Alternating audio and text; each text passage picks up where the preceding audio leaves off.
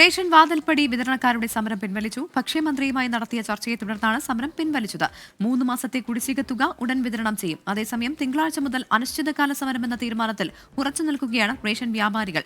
സമരത്തിൽ നിന്ന് വ്യാപാരികൾ പിന്മാറണമെന്ന് മന്ത്രി GR അനിൽ അഭ്യർത്ഥിച്ചു.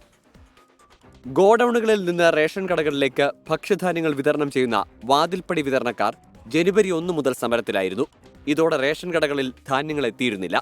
2014 മുതലുള്ള 10% കുടിശ്ശിക വാതിൽപ്പടി വിതരണക്കാർക്ക് നൽകാനുണ്ട്. ഇതോടൊപ്പം ഒക്ടോബർ മുതലുള്ള തുകയും കുടിശ്ശികയായി. ഓൺലൈനായി നടത്തിയ ചർച്ചയിൽ കുടിശ്ശിക തുക ഉടൻ നൽകാമെന്ന് മന്ത്രി ഉറപ്പു നൽകി. സെപ്റ്റംബർ, ഒക്ടോബർ, നവംബർ മാസങ്ങളിലെ തുക ഉടൻ നൽകും.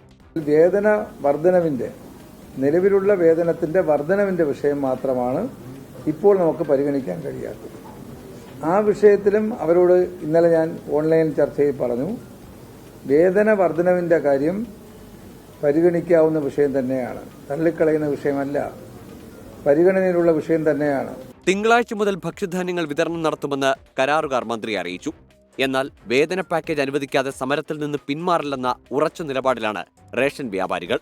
ഇന്നലെ ധനമന്ത്രിയും ഭക്ഷ്യമന്ത്രിയുമായി നടത്തിയ ചർച്ചയിൽ തങ്ങളെ അവഹേളിച്ചെന്നും വ്യാപാരികൾ വിമർശിക്കുന്നു. 24 തിരുവനന്തപുരം.